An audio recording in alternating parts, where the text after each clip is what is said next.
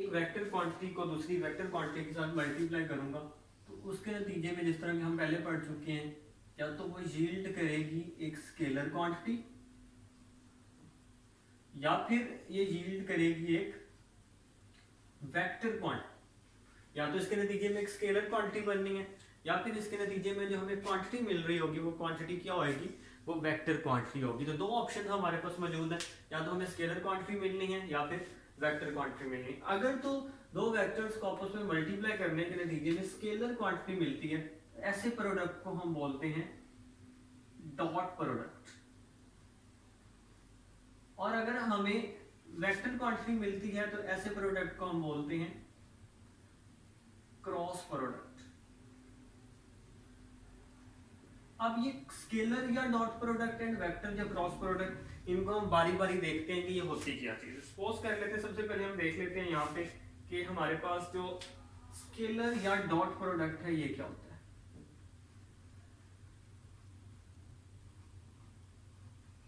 Scalar product या फिर इसको हम क्या बोल सकते हैं, डॉट प्रोडक्ट बोलते हैं।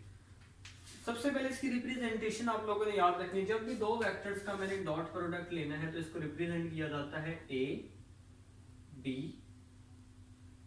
ये दो वेक्टर्स हैं ए एंड बी, और चूंकि ये डॉट प्रोडक्ट है तो डॉट प्रोडक्ट की वजह से इनके दरमियान में क्या आ जाएगा, एक डॉट प्लेस कर देना। तो पहली चीज इनकी रिप्रेजेंटेशन आपको पता होना चाहिए कि जब भी हमें दो वेक्टर्स का स्केलर या डॉट प्रोडक्ट लेना है तो उनके दरमियान में क्या आ जाएगा, एक डॉट प्लेस कर देना है, A dot B.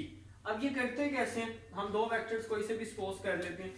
For example एक वेक्टर ए है और कहीं दूसरा वेक्टर लाई कर रहे हैं वेक्टर बी, और हमें कहा ये गया है कि इन दो वेक्टर्स का क्या करना है, आपने डॉट प्रोडक्ट फाइंड करना है। तो डॉट प्रोडक्ट फाइंड करने का मेथड आप लोगों ने याद रखना है। सबसे पहले हम ड्रॉ करेंगे पहला वेक्टर।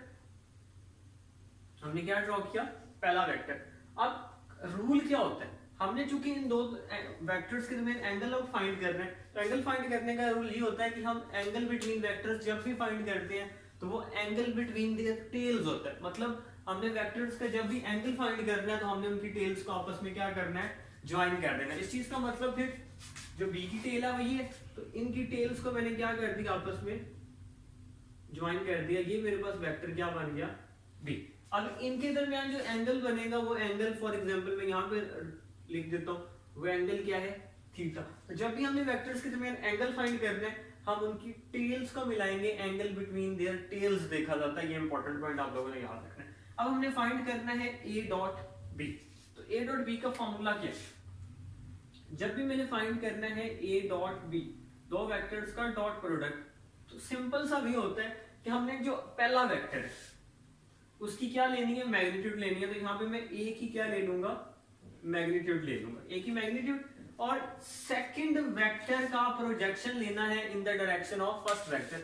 मतलब सेकंड वेक्टर का कितना साया बनता है पहले वेक्टर के ऊपर। तो चूंकि ये सेकंड वेक्टर बी था तो मैं ऊपर से देखूंगा कि इस बी का साया ए के ऊपर कितना बनता है। दोबारा देखिए, इसका टॉप व्यू देखेंगे बी का, और मुझे ए के ऊपर एक सीधी लाइन नजर आएगी। वो कैसी नजर आएगी लाइन, फॉर एग्जाम्पल ऐसी एक लाइन मुझे क्या करती है, नजर आती है। इतना इफेक्टिव कंपोनेंट है बी का in the direction of A. इसको हम बोलते हैं कि projection of B in the direction of A, projection of B on A, या effective component of B in the direction of vector A. तो ये वाला जो मुझे इफेक्टिव कंपोनेंट मिला, इसकी वैल्यू है ए ऑफ कॉस, सॉरी बी है तो बी ऑफ कॉस थीटा। इस चीज का मतलब ये क्या है, projection of B in the direction of A, या फिर effective component of B in the direction of A. तो यहां पे क्या लिखेंगे फॉर्मूले में, फिर magnitude of A into projection of B, projection of B in the direction of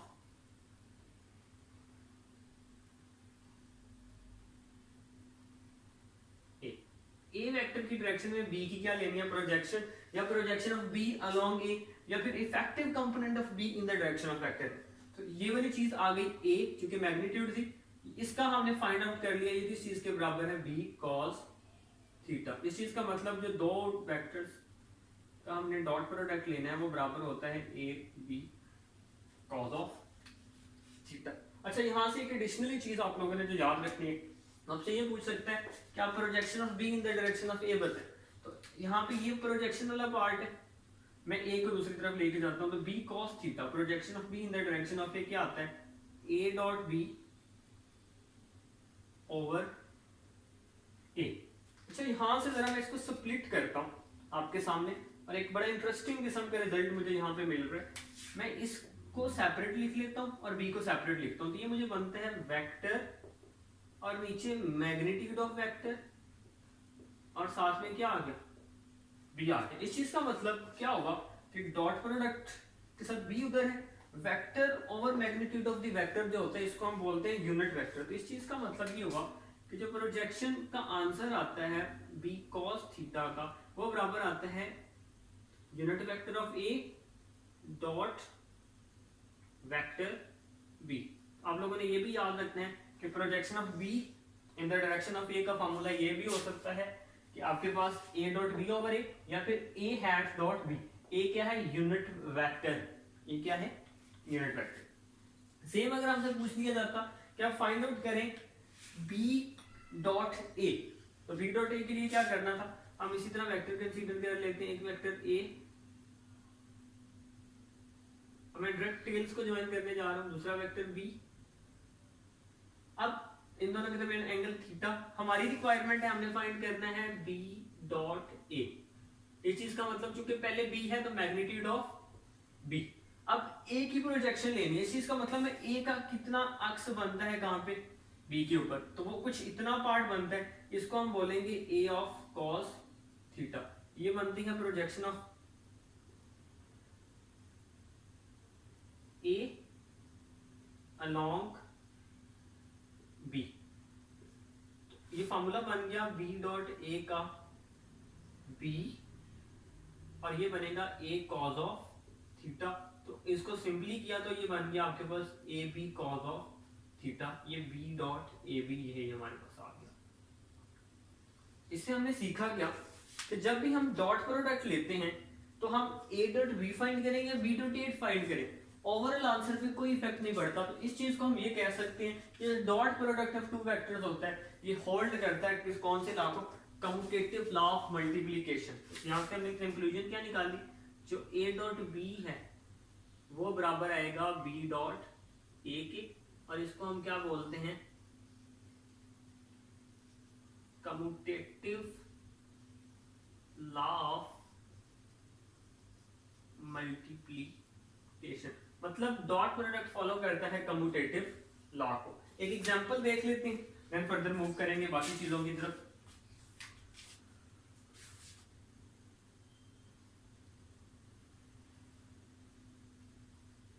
for example मैं वर्क की एग्जांपल लेता हूं, तो वर्क को हम नॉर्मली लिखते हैं एफ डॉट डी। ये डॉट प्रोडक्ट होता है फोर्स एंड डिस्प्लेसमेंट वेक्टर का। इसको किस तरह ले लें, फॉर एग्जांपल अगर ड्रॉ करना चाहे तो फॉर एग्जांपल हम इधर डिस्प्लेसमेंट ले लेते हैं, ये फोर्स का वेक्टर है, इसकी प्रोजेक्शन इधर लेंगे तो ये बनेगा F cause of theta. Same हम डी को भी सब्स्टिट्यूट कर सकते थे, दोनों ऑप्शन मौजूद थे, तो ये बन गया हमारे पास D into F of cos theta that is equal to F D cos theta.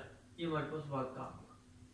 Same power के लिए हम कहते हैं फोर्स एंड वेलोसिटी वेक्टर का जो डॉट प्रोडक्ट होता है, इसको हम बोलते हैं, मैं डायरेक्ट करने लगा हूं F V cos of theta. तो ये पावर के लिए भी ये हो सकता है। ये डिफरेंट टिपिकल एग्जांपल्स हैं डॉट प्रोडक्ट की।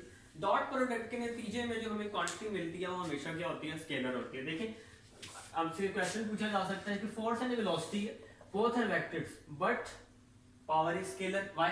क्योंकि ये ऐसा प्रोडक्ट है जिसके नतीजे में हमें कोई स्केलर क्वांटिटी मिल रही है। ये इस वजह से हम ऐसे प्रोडक्ट को बोलते थे ये स्केलर प्रोडक्ट है। स्केलर या डॉट प्रोडक्ट होने की वजह से आंसर मेरे पास क्या आता है, स्केलर है तो पावर स्केलर होता है। सेम यहाँ पे पूछा जा सकता है, फोर्स भी वेक्टर है, डिस्प्लेसमेंट भी वेक्टर है, लेकिन इनका आंसर जो वर्क है वो स्केलर। कैसे? क्योंकि ये डॉट प्रोडक्ट है और डॉट प्रोडक्ट के नतीजे में हमेशा कौन सी क्वांटिटी मिलती है, स्केलर मिलती है। तो इस तरह की चीजें आपसे क्या की जा सकती हैं, यहाँ से पूछी भी जा सकती है। और प्रोजेक्शन के हवाले से ये इंपॉर्टेंट एमसीक्यूज और आपसे प्रोजेक्शन पूछी भी जा सकती है कोई भी वेक्टर देके। इसकी कुछ प्रॉपर्टीज पढ़ लेते हैं डॉट प्रोडक्ट की।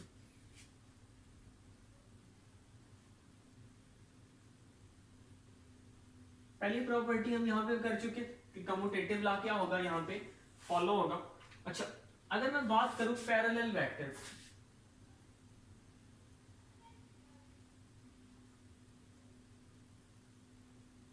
तो in case of parallel vectors क्या होता है? पैरेलल वेक्टर का मतलब ये है कि थीटा इज इक्वल टू 0। अब दो वेक्टर्स ए और बी और दोनों एक दूसरे के क्या है? पैरेलल। तो पैरेलल के लिए हम देख लेते हैं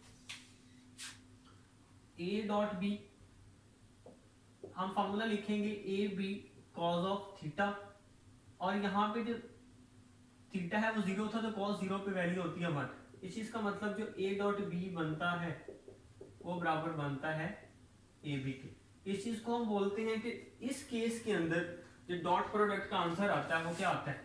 मैक्सिमम वैल्यू आती है। क्या आती है? Maximum value. और मैक्सिमम वैल्यू किस में है? पॉजिटिव में है। तो आपसे पूछा जा सकता है कि दो वेक्टर्स का जो डॉट प्रोडक्ट है वो मैक्सिमम कब हो सकता है? तो जब उन दोनों के दरमियान एंगल क्या होगा? 0 का होगा। सेम यहाँ से पूछा जा सकता था वर्क कब मैक्सिमम होगा? जब फोर्स और डिस्प्लेसमेंट एक दूसरे के क्या होंगे? पैरेलल होंगे। पावर कब मैक्सिमम होगी? जब फोर्स और वेलोसिटी एक दूसरे के क्या होंगे? पैरेलल होंगे, मतलब इनके दरमियान 0 एंगल होगा तो ये मैक्सिमम होगी। तो यहाँ से इस तरह का आपसे एमसीक्यू क्या किया जा सकता था? पूछा जा सकता था। If F is parallel to D, then work maximum is simply एक एग्जांपल के तौर पे यहाँ पे हिंट लिख दिया। अगर एंटी पैरेलल वेक्टर्स हो जाए,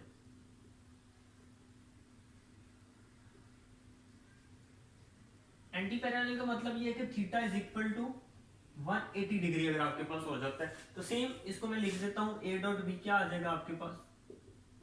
ए बी कॉस ऑफ 180। हमें पता है cos 180 का जो आंसर आता है वो -1 आता है, तो a डॉट बी का आंसर क्या आ जाएगा? -ab आ जाएगा। अब ये वाली वैल्यू भी मैक्सिमम वैल्यू है, but maximum in other direction या नेगेटिव डायरेक्शन। इसको आपने ये नहीं कहना कि ये वर्क डन मिनिमम है या यहाँ पे जो प्रोडक्ट है वो मिनिमम है। फॉर एग्जाम्पल आपसे वर्क डन पूछा जा सकता था। आपके सामने एक छोटा सा एमसीक्यू में लिख देता हूँ, which of the following work done is maximum? Which of the following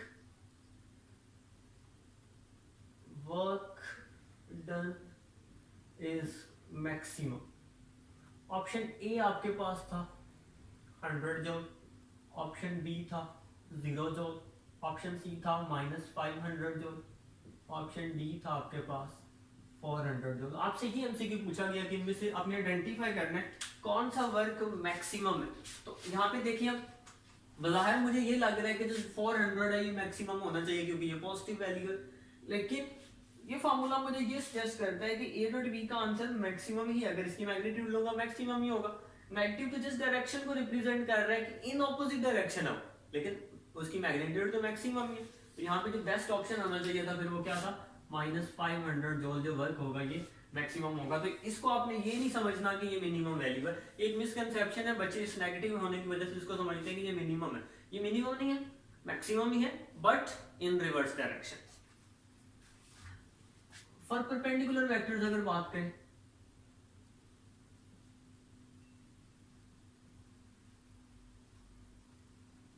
अगर हम परपेंडिकुलर वेक्टर्स की बात करते हैं तो मतलब theta is equal to 90 degree क्या बन जाता है? देख लेते हैं इसको भी sir. A dot B is equal to A B cos of 90 degree. हमें पता है कॉज ऑफ 90 इक्वल होता है 0 के, तो ए डॉट बी का जो आंसर आ जाएगा वो क्या आ जाएगा? 0 आ जाएगा। आप लोगों ने ये भी याद रखते हैं कि डॉट प्रोडक्ट की वैल्यू जो मिनिमम है वो 0 हो सकती है, ठीक है? तो वो 0 कब है? जब उनके दरमियान एंगल क्या होगा? 90। अब यहाँ पे पूछा जा सकता था if angle between force and displacement is 90 degree या force and displacement vector are perpendicular to each other then work will be 0।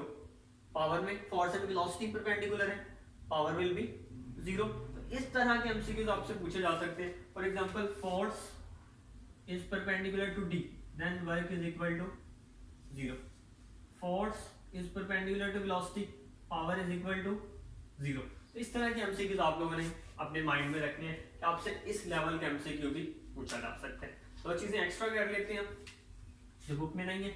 If theta is equal to 30 degree, अगर मैं 30 डिग्री एंगल की बात करता हूं तो फिर आपके सामने देखिएगा क्या बनता है?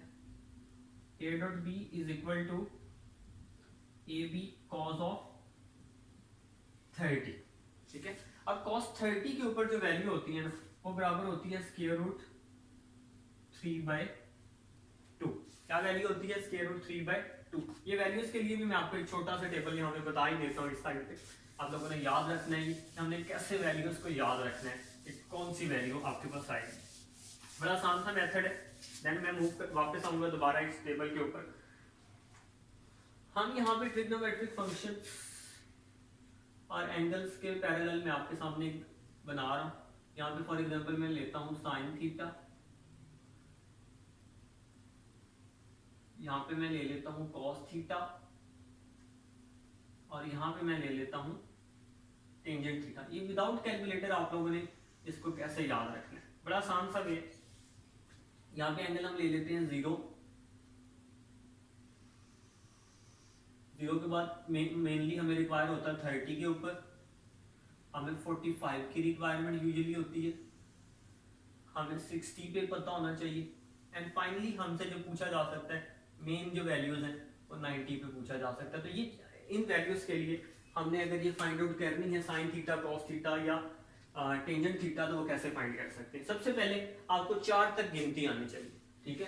तो हम स्टार्ट करते हैं 0 1 2 3 एंड 4। आपने सेम काम क्या किया 0 1 2 3 4। यहाँ पे आपने यही गिनती रिवर्स लिखनी है 0 1 2 3 एंड 4। ये कम जब आप लोग कर ले तो आपने हर एक के ऊपर क्या ले लेना है? स्क्वायर रूट ले लेना। हमने हर एक के ऊपर क्या ले लिया? स्क्वायर रूट ले लिया। इस सबके ऊपर क्या आ गया? Square root. फाइनल स्टेप होता है आपने इन सबको 2 पे क्या कर देना?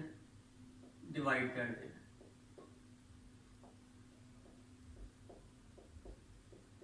अच्छा, अब स्क्वायर रूट 0 0 होता है तो 0/2 0। इस चीज का मतलब sine of 0 is equal to 0। 1/2 1 का जैसे 1 होता है इसको 1/2 कह लें या 0.5 कुछ भी कह लें, ठीक है। स्क्वायर रूट 2/2, अब देखिए ये जो स्क्वायर रूट 2/2 है ना, इसको अगर मैं स्क्वायर रूट 2 से मल्टीप्लाई भी करूं, स्क्वायर रूट 2 से डिवाइड भी करूं, ऊपर बन जाता है स्क्वायर रूट 4 और नीचे बन जाता है 2 स्क्वायर रूट 2। स्क्वायर रूट 4 का मतलब होता है 2 बाय, तो ये कैंसिल आउट होगा तो 1 बाय स्क्वायर रूट 2। इस चीज का मतलब अब स्क्वायर रूट 2/2 लेने दें या 1 बाय स्क्वायर रूट 2 लिख दें, जिसको 0.707 बोलते हैं। तो इससे कोई फर्क नहीं पड़ता, सेम रहेगा। Square root 3/2 0.866।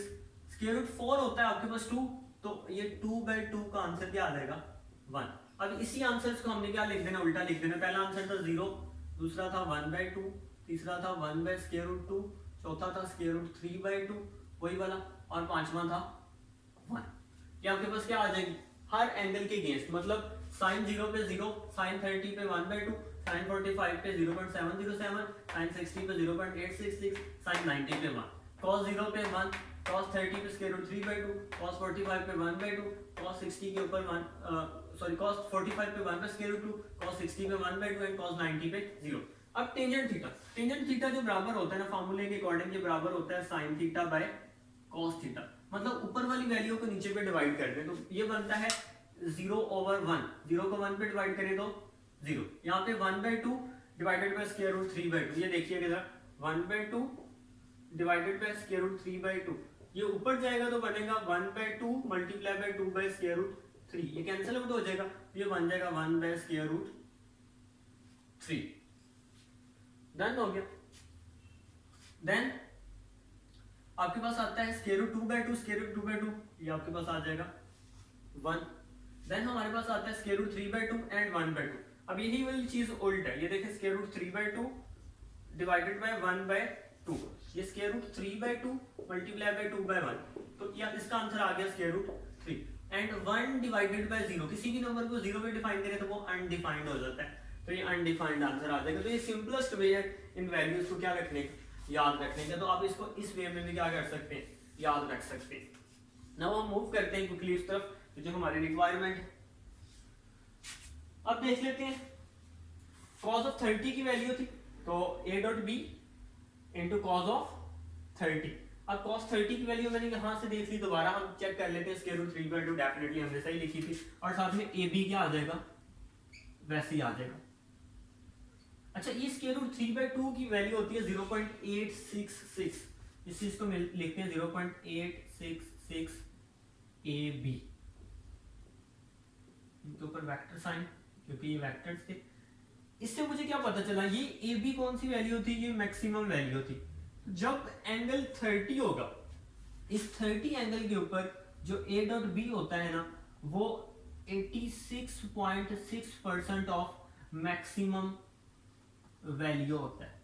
ये क्या है, इस चीज का मतलब है कि ए डॉट बी की वैल्यू थीटा एंगल 30 के ऊपर कितनी होती है, 86.6% ऑफ मैक्सिमम वैल्यू होती है, या 86.6% ऑफ ए बी। अब आपसे पूछा क्या जा सकता है, आपको वो 30 एंगल के ऊपर वैल्यू बता सकता है, तो आपसे मैक्सिमम वैल्यू पूछ सकता है, या मैक्सिमम वैल्यू बता सकता है और पूछ सकता है 30 के ऊपर क्या होगी। तो सिंपली आपके पास क्या मेथड होगा, उस मैक्सिमम वैल्यू का 86.6% ले लेना है, तो आपके पास क्या आ जाएगी, आंसर आ जाएगी। इसको एक और स्टेप कर लेते हैं यहाँ पे।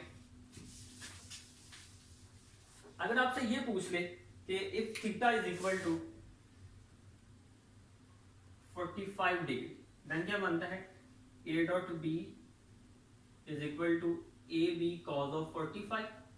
कॉस 45 के ऊपर जो आंसर आता है वो आता है 1/√2, ठीक है, जिसको हम बोलते हैं 0.707। तो ये बनेगा 0.707 ऑफ ए बी, जिसको हम कह सकते हैं 70.7% ऑफ मैक्सिमम वैल्यू।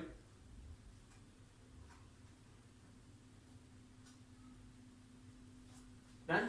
अगर थीटा आपके पास 60 डिग्री होता तो क्या बनता, A dot B is equal to A B cos of 60। Cos 60 का आंसर हमने देखा तो वो 1/2 होता है, तो 1/2 को मैं कह सकता हूँ 0.5 A B.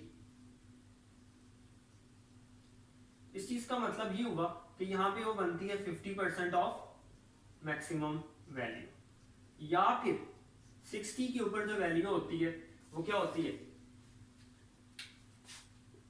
A dot B की 60 के ऊपर वैल्यू होती है half of maximum value.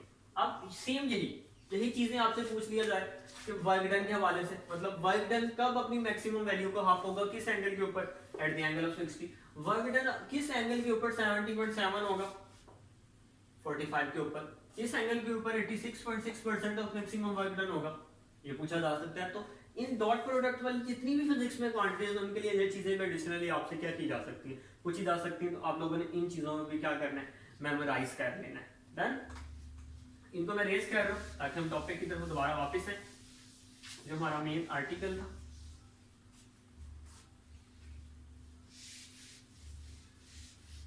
Now आपसे पूछा क्या जा सकता है, आपसे ये पूछा जा सकता था कि आप हमें ये बताएं कि अगर मैं सेल्फ प्रोडक्ट लेता हूं दो वेक्टर्स का तो फिर क्या था, हमने परपेंडिकुलर देख लिया। तो सेल्फ प्रोडक्ट की अगर हम बात करें, self dot product, for example एक वेक्टर है ए, इसका मैं सेल्फ प्रोडक्ट लेता हूं इसी के साथ, तो ये बनेगा ए कॉस ऑफ थीटा, ठीक है। अब एक वेक्टर का अपने साथ जो एंगल होता है ना वो होता है 0, तो ए स्क्वायर कॉस ऑफ 0, इस चीज का मतलब ये बन जाएगा ए स्क्वायर। तो सेल्फ डॉट प्रोडक्ट बराबर होता है square of that vector. For example मैं कहता हूं मेरे पास एक वेक्टर है, उसकी मैग्नीट्यूड जो हमारे पास है वो है 5 न्यूटन, तो इसका अपने साथ प्रोडक्ट क्या होगा, 5 का स्क्वायर, दैट इज 25। इस तरह की चीज भी आपसे क्या की जा सकती है, यहाँ से पूछी जा सकती है, और आप लोगों ने इस चीज को भी क्या करना है, माइंड में रखना है। अगर यूनिट वेक्टर्स की बात की जाए, in case of unit vectors, अब यूनिट वेक्टर्स होते हैं आई जे एंड के, नॉर्मली जो हम कंसीडर करते हैं आई जे एंड के। तो आई जे एंड के के लिए फॉर एग्जांपल अगर वो पैरेलल वेक्टर्स होते हैं तो पैरेलल के लिए मेरे पास क्या बनता है, फॉर एग्जांपल मैं कहता हूं मैंने मल्टीप्लाई किया है आई डॉट जे को, यहां से स्टार्ट करते हैं फिर पैरेलल की तरफ आ जाएंगे। आई डॉट जे अगर आपसे पूछा जाता है तो ये बनता है magnitude of I magnitude of J cos of theta, मतलब आई जे, इसकी मैं प्रोजेक्शन ले लेता हूं, I into J cos of theta, I की मैग्नीट्यूड भी 1, जे की मैग्नीट्यूड भी 1। अब आई और जे के दरमियान, चूंकि ये यूनिट वेक्टर्स है और हमें पता है आई और जे के दरमियान जो एंगल होता है वो 90 होता है, क्योंकि आई अलोंग एक्स एक्सिस है, जे अलोंग वाई एक्सिस है, तो वो क्या है म्यूचुअली परपेंडिकुलर वेक्टर्स थे, तो cos क्या बनता है 90, cos 90 पे 0 होता है। इस चीज का मतलब आई डॉट जे क्या आ गया 0 आ गया। सेम आपके पास आई डॉट के पूछ ले वो भी 0, जे डॉट के पूछ ले वो भी 0। इनको रिवर्स कर दे, जे डॉट आई, के डॉट आई, के डॉट जे, ये सारे के सारे क्या आएंगे। तो आपने पहला रिजल्ट ये याद रखना है कि जब भी ये परपेंडिकुलर वेक्टर्स आपस में मल्टीप्लाई करेंगे, आई का जे के साथ लेंगे, जे का के साथ, या के का आई के साथ डॉट प्रोडक्ट लेंगे, तो उनका आंसर क्या आएगा 0 आएगा। अच्छा, अगर मैं सेल्फ प्रोडक्ट लेता हूँ आई का आई के साथ, तो ये बनता है I into I of cos of theta. अब एक वेक्टर का अपने साथ जो एंगल होता है वो बनता है आई स्क्वायर ही बन जाएगा, अपने साथ जो एंगल होता है वो होता है 0 डिग्री, तो वो 1 होता है आई स्क्वायर इंटू 1। अब आई की मैग्नीट्यूड भी 1 है, 1 का square into 1 that is equal to 1, तो आई डॉट आई किस चीज के इक्वल आ गया 1 के। ये चीजें आप लोगों ने क्या करनी है याद रखनी। Same J dot J equals K dot K, that must be equal to unity और 1। तो आपसे ये यूनिट वेक्टर्स वाला क्वेश्चन में पूछा जा सकता था इस वे के अंदर कि उनका आंसर क्या आएगा, तो इनका आंसर हम किस तरह फाइंड आउट करते हैं, इस तरह फाइंड आउट कर रहे होते हैं। तो ये सिंपल सा वे है जो आपके पास डॉट प्रोडक्ट के हवाले से जो क्वेश्चन पूछे जा सकते थे वो मैक्सिमम इस लेवल के क्वेश्चन हैं, और आप लोगों ने इन क्वेश्चन को अच्छी तरह तैयार करने की भी कोशिश करनी है। नेक्स्ट हम मूव करते हैं